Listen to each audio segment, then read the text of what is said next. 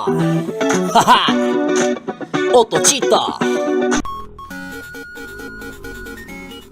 これなんかこういう角度です。はいはいはいはい。絶対こうしかいかないわけですよ。はい。それを適正な状態手を戻してくると、はい、こういう状態なんです。上下になるとさらに開いてこういう状態にするんです。あ、この銀の棒はボールが飛ぶいい方向ですね。そうですね。なるほど。だからこの向きに目線を合わせるんです。はい。この先ですね。はい。この延長線上。この延長線上に見たまま見たまま。なるほどなるほどなるほど。低い時はこの延長線上こういう状態ですね。そうですね。こういう感じなんですね。あ、そのボールの銀の棒の延長線上を見ながら素振りをする。そうするとこうやっぱ高い目線を持った時は、やっぱりこう大きくゆっくり振られる。低くなればなるほどこう小さく速くっていう感じ。はいはい。なるほど。それちょっといいですね、そのアイテム。これはどこにでもあるんですか？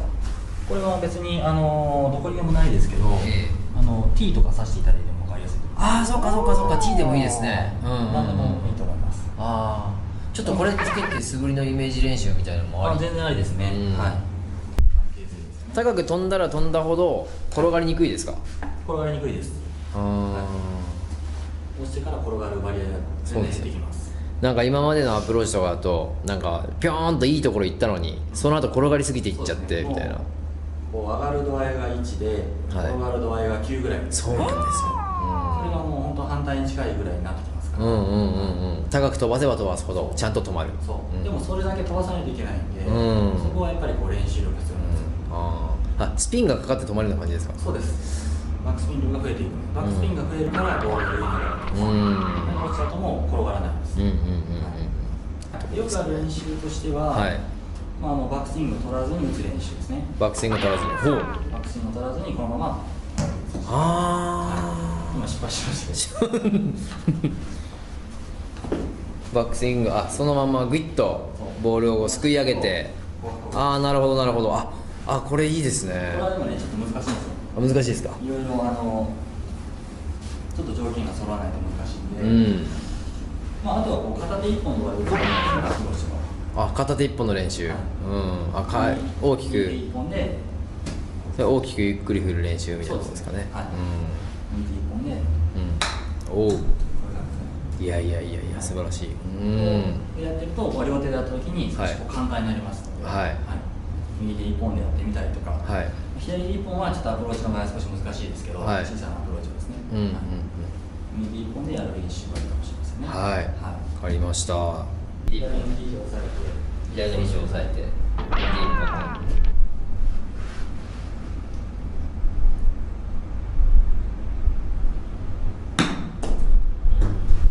そうすると結構体打たないと。そうですね、体打たないと腕じゃダメですね。押さえて体にこう押さえ込んでやっていいですか？腕を。そうですか。こんな感じで。難しいですね。難しいですね。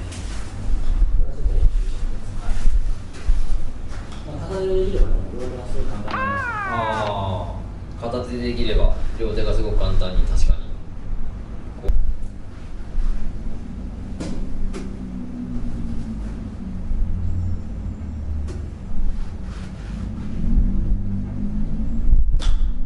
うまい。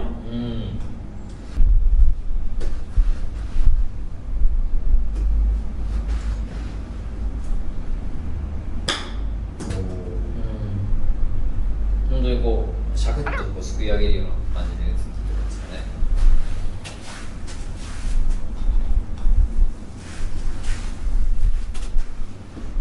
これ極めたら逆にこっちはあんまりやらなくなっちゃいそうですね。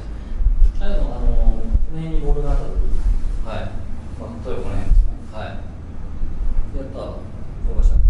そうですね。確かに基本はまず転がしていくことから考えていくので。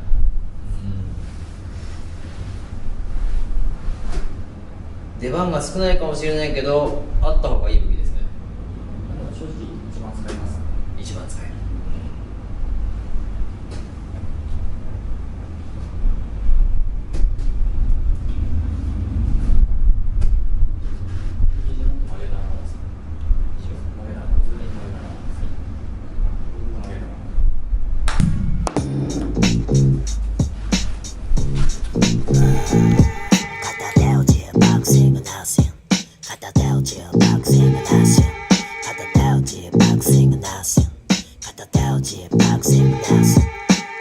打ちはその名の通りできてたかでクラブ持って勝利もう片方だに飲んで抑えて安定させて感情を捉えてバックスイングを直すよその名の通りバックスイングを直して落ち上がって勝利すくい上がるように吹いて放り投げこれ強くコーチの言う通りだぜ片手落ちバックスイング直す片手落ちバックスイング直す片手落ちバックスイング直す片手落ちバックスイング直す食べる前に飲む大正漢方片手打ちバックスイングなし片手打ちバックスイングなし片手打ちバックスイングなし片手打ちバックスイングなし片手打ちはその名の通り利き手だけでクラブ持って勝利もう片方で二の腕を押さえて安定させて感じを捉えてバックスイングなしその名の通りバックスイングなしで打ち上げて勝利すくい上がるようにクイッと放り投げ効率よくコーチの言う通りなぜ片手打ち